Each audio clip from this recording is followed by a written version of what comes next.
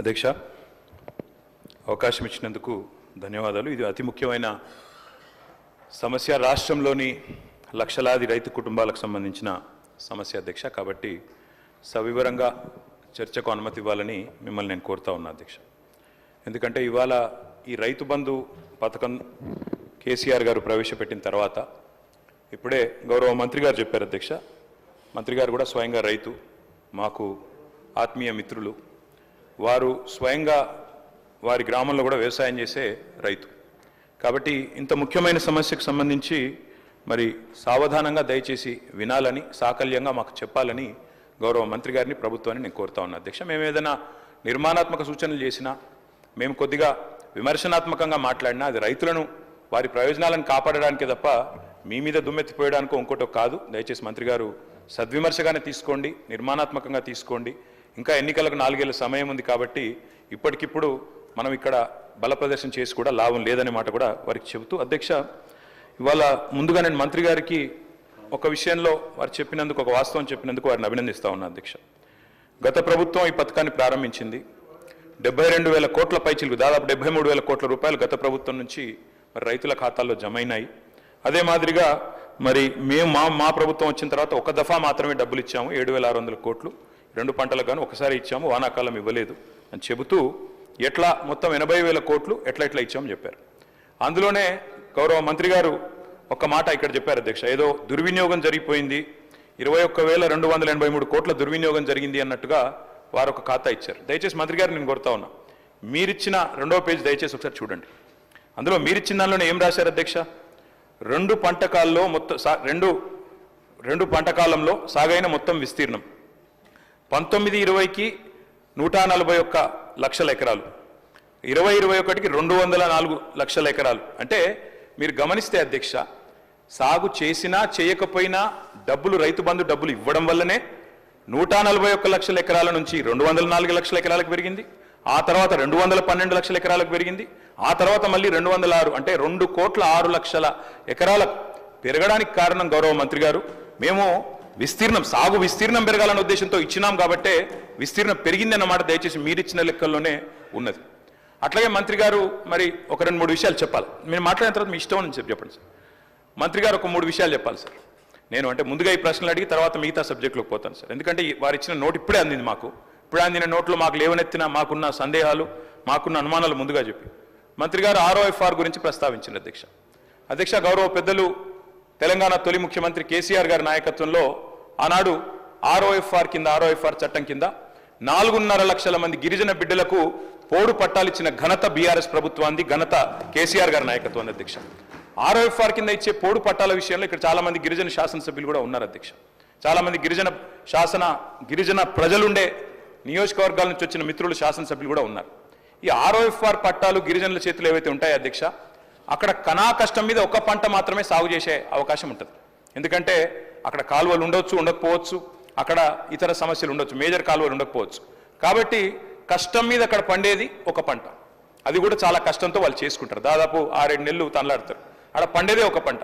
అంటే ఇప్పుడు మంత్రి గారు చెప్పిన లెక్క ప్రకారం ఈ గిరిజన బిడ్డలు ఎవరైతే మేము గతంలో పోడు భూముల పట్టాలు ఇచ్చినామో, ఎవరికైతే మేము 4.5 లక్షల ఎకరాలు పట్టా ఇచ్చినామో వారికి మరి ఈ 2వ విడత వారు రైతు బంధు ఇవ్వరా?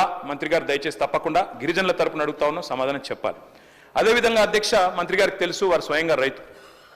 పత్తి అధ్యక్ష, కంది పత్తి అయితే దాదాపు 45 లక్షల ఎకరాలు పండుతుంది అధ్యక్ష తెలంగాణలో. మరి పత్తి 8 నెలల పంట, 8 నెలల పంట తర్వాత 2వ పంటకు అవకాశం కూడా ఉండదు. అంటే ఇప్పుడు మంత్రి గారు చెప్పిన లెక్క ప్రకారం మరి పత్తి రైతుకు 45 లక్షల ఎకరాల్లో సాగు చేసే పత్తి రైతుకు ఒకటే పంటకి ఇస్తామన్నట్టుగా ఉన్నది. ఈ విషయంలో కూడా వారు మా సందేహం నివృత్తి చేయాలి. ఒకటే పంటకి ఇస్తారా, 2 పంటలకు ఇస్తారా? కంది కూడా సేమ్ అధ్యక్ష. మీ వికారాబాద్ జిల్లాలో కూడా కంది విస్తృతంగా పండిస్తారు, అది కూడా 7-8 నెలలు. అదే నన్ను చెప్పనండి మంత్రి గారితో విజ్ఞప్తి. ఇంకో రకంగా వెళ్ళొద్దు. ఇది కేవలం మేమేమీ చెప్పలేదు. గత ప్రభుత్వంలో జరిగినటువంటి విధి విధానాలను మేము ముందుంచాము. మీరు ఏది చెబితే దాన్ని అమలు చేయాలనే ఆలోచన తప్పితే ఆ పంటకి ఎంత ఇస్తారా, దీనికి ఎంత ఇస్తారు అనేది మేము నిర్ణయమే చేయలేదు. మీ సూచనల తర్వాతనే నిర్ణయించబడుద్ది. కాబట్టి మేము ఇంతవరకు ఈ ప్రభుత్వం రైతు భరోసా మీద నిర్ణయించలేదు. కాబట్టి మా నిర్ణయాలు అందులో ఏమీ లేవు కాబట్టి మా మీద దేన్ని కూడా మీరు రుద్దొద్దు అని చెప్పి గౌరవ సభ్యులకి మనం చేస్తాం. ఏం చేయాలో, ఎట్లా చేయాలో, పత్తికి ఏం చేయాలో, చెరుకు ఏం చేయాలో మీరు చెప్పండి. దాని ప్రకారంగా ప్రభుత్వం భవిష్యత్తులో నిర్ణయిస్తుందని చెప్తున్నాం.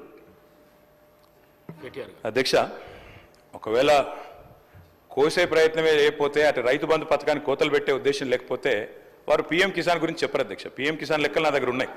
పీఎం కిసానే ప్రామాణికంగా తీసుకుంటే అధ్యక్ష దాదాపు 25% మంది రైతులకే వస్తుంది తెలంగాణలో. ఇప్పుడు వస్తున్న రైతుల్లో 25% మందికి వర్తిస్తుంది. ఒకవేళ పీఎం కిసాన్ మార్గదర్శకమే మీకు మార్గదర్శకం అయితే, మంత్రి గారి స్టేట్మెంట్లోనే పీఎం కిసాన్ గురించి చెప్పినారు కాబట్టి పీఎం కిసాన్ అనేది చెప్పాము. ఇవ్వమంటే ఇస్తాం, ఇవ్వమంటే ఇస్తాం, ఇవ్వమంటారా వద్దంటారా మీ ఇష్టం అంటున్నా. మేము అది కోత ఇస్తాము, కోతలు విధిస్తామని మేము అందుట్లో చెప్పామా?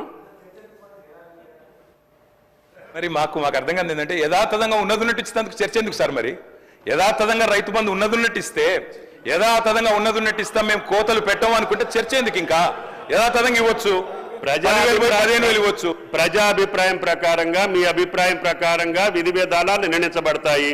మీరు యథావిధిగానే ఇవ్వమని చెప్తే చెప్పండి, మేము అభ్యంతరం చెప్పట్లేదు.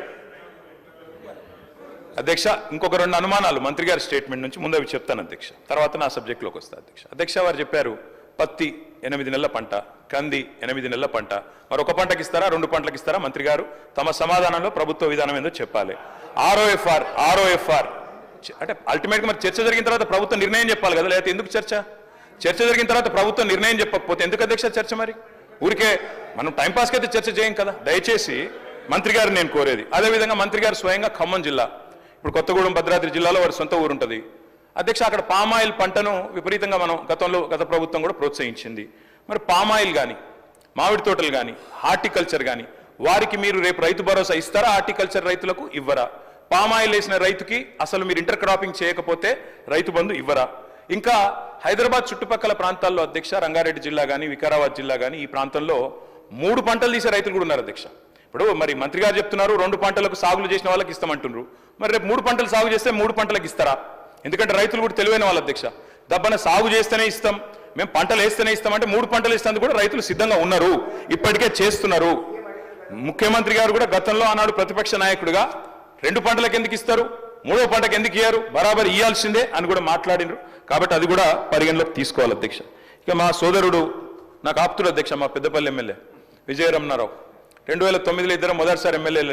ఇప్పుడు ఆయన మాటలు వింటేనైతే నాకు నవ్వాలని ఏడవాలని తెలియలేదు అధ్యక్ష. ఎందుకంటే గతంలో మేమేదో మొత్తం నాశనం చేసిపోయినాం, అసలు మేము ప్రభుత్వంలో ఉన్నప్పుడు వర్షాలు ఇవ్వడలే. మరి మేము ప్రభుత్వంలో ఉన్నప్పుడు వర్షాలు ఇవ్వకపోతే వ్యవసాయ దిగుబడి ఎట్లా పెరిగింది అధ్యక్ష? వ్యవసాయ విస్తీర్ణం ఎట్లా పెరిగింది అధ్యక్ష? అధ్యక్ష, ఇంకా గమ్మత్తు, విచిత్రమైన విషయం, నేను కావాలంటే ఇప్పుడే నాకు స్పీచ్ కూడా ఉంది. రేవంత్ రెడ్డి గారు ఇక్కడ కూర్చొని ఇచ్చిన స్పీచ్ అధ్యక్ష.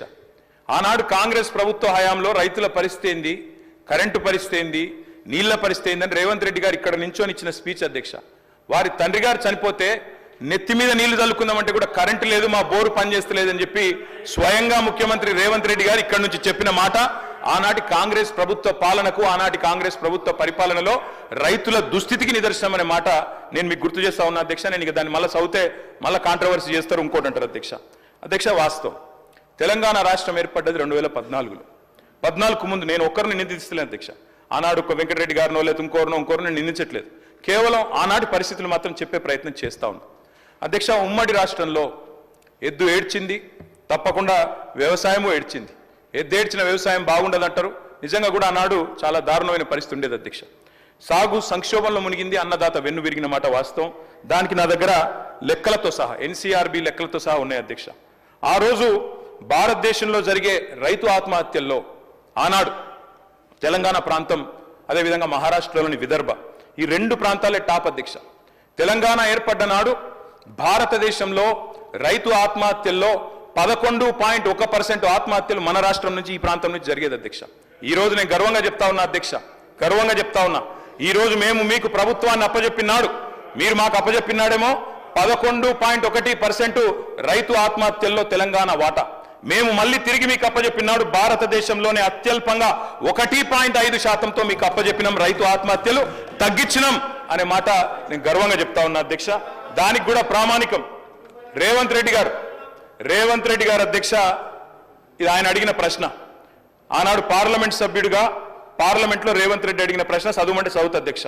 మల్కాజ్గిరి ఎంపీ గారు అడిగిన ఆనాడు కేంద్ర వ్యవసాయ శాఖని తెలంగాణలో రైతు ఆత్మహత్యల సంగతి చెప్పండి అని చెప్తే మొత్తం సావధానంగా లెక్కలు చెప్పి కేంద్ర ప్రభుత్వం చెప్పిన మాట అధ్యక్ష 2014లో 898 ఉంటే ఆ తర్వాత తగ్గుకుంటూ 2020 సంవత్సరానికి వచ్చేసరికి 466కు తగ్గింది. దాంతో పాటు తెలంగాణ అత్యల్ప రైతు ఆత్మహత్యలు ఈ రోజు నమోదవుతున్న రాష్ట్రం అని చెప్పి స్వయంగా ముఖ్యమంత్రి రేవంత్ రెడ్డికి ఆనాడు ఎంపీగా కేంద్ర ప్రభుత్వమే వివరణ ఇచ్చింది అధ్యక్ష.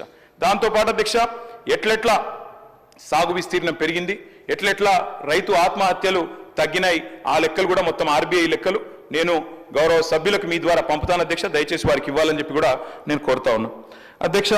ఆ రోజు పరిస్థితి ఏంటంటే నెర్రెలు బారిన నేలలు, ఆనాడు ఎండిపోయిన చెరువులు, చిన్ననీటి వనరులను పట్టించుకోలే, కరువు, కన్నీళ్లు, అప్పులు, ఆత్మహత్యలు. ఇది వాస్తవం అధ్యక్ష.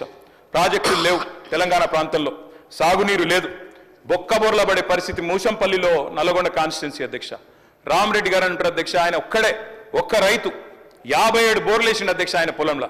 ఆయన పేరే ఊళ్ళో బోర్ల రామరెడ్డి అయిపోయింది అధ్యక్ష. అట్లా కరెంటు కోతలు ఒకవైపు, కాలిపోయే మోటార్లు మరొక వైపు, పేలిపోయే ట్రాన్స్ఫార్మర్లు మరొక వైపు, అర్ధరాత్రి వచ్చే కరెంటు కోసం ఆనాడు కరెంటు వెట్టబోయి షాకు చచ్చిపోయిన రైతులు లెక్క తీస్తే అదే చాంతాడంత ఉంటుంది అధ్యక్ష. ఇక విత్తనాలు వంచుడు పోలీస్ స్టేషన్లల్లో, ఎరువులు వంచుడు పోలీస్ స్టేషన్లలో, ఎందుకంటే బయట పెడితే చెప్పులు లైన్లో పెట్టుకుని నిలిచే పరిస్థితి అధ్యక్ష. ఇట్లా చెప్పరాని తిప్పలతో ఆనాడు ఉమ్మడి ఆంధ్రప్రదేశ్లో రైతన్న గోసపడ్డాడు అధ్యక్ష. గోరేటెంకన్న గారు అధ్యక్ష ఈరోజు మన ఎమ్మెల్సీ ప్రజాకవి, వారి మాటలు చెప్పాలంటే అధ్యక్ష, సేతానమేడుందిరా తెలంగాణ శైలన్ని బీల్లాయరా అని చెప్పి ఒక కవి, ప్రజాకవి తన రైతు ఆవేదనను రైతు బిడ్డగా చెప్పే పరిస్థితి చేసినాడు అధ్యక్ష. చేను గట్ల మీద స్వయంగా ఆత్మహత్యలు మనం చూసినాం అధ్యక్ష గతంలో ఉమ్మడి ఆంధ్రప్రదేశ్లో.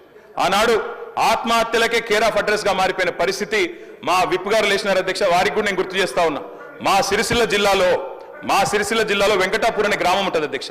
వెంకటాపూర్ గ్రామంలో మునిగే ఎల్లయ్య అనే ఒక దళిత రైతు అధ్యక్ష ఎరువుల కోసం లైన్లో నిలబడి అక్కడనే మూర్ఛ వచ్చి కుప్పగూలి 2012-13 సంవత్సరంలో చచ్చిపోతే ఆనాడు మంత్రిగా శ్రీధర్ బాబు గారు, ఎమ్మెల్యేగా నేను ఇద్దరం కలిసిపోయినాం అధ్యక్ష. ఆ కుటుంబంలో విశ్వాసం నింపే ప్రయత్నం చేసిన. నేను విమర్శ చేస్తలేను అధ్యక్ష, ఆనాడు ఉమ్మడి ఆంధ్రప్రదేశ్లో ఉన్న పరిస్థితి చెప్తున్నా తప్ప ఇంకోటి చెప్తలేను అధ్యక్ష. ఆనాటి పరిస్థితి ఒక మాటలో చెప్పాలంటే అధ్యక్ష, ఐఎమ్ నాట్ ఈల్డింగ్. మంత్రి గారిని చెప్పమనండి, అది పద్ధతి. నేనేం విమర్శ చేస్తలేను అధ్యక్ష. గోరేటెంకన్న గారి పాట అధ్యక్ష, కాంగ్రెస్ పార్టీ ఆనాడు 2004లో అధికారంలోకి రావడానికి ఆలంబనగా మారింది. పల్లె కన్నీరు పెడుతుంది అంటూ ఆనాడు రాజశేఖర రెడ్డి గారి నాయకత్వంలో రాష్ట్రం మొత్తం ఆ పాట హోరెత్తింది. అల్టిమేట్ గా కాంగ్రెస్ ప్రభుత్వం అధికారంలోకి వచ్చింది అధ్యక్ష. ఇది వాస్తవం, నేను చెప్పేది ఏది కూడా అవాస్తవం కాదు అధ్యక్ష, నిజం చెప్తా ఉన్నా. తెలంగాణ పల్లె ఆనాడు కన్నీరు పెడుతుంది అంటూ మనం పాటలు పాడుకున్నాం అధ్యక్ష. తద్వారా ఉమ్మడి ఆంధ్రప్రదేశ్లో మనకు జరిగిన అన్యాయం గురించి చెప్పుకున్నాం అధ్యక్ష.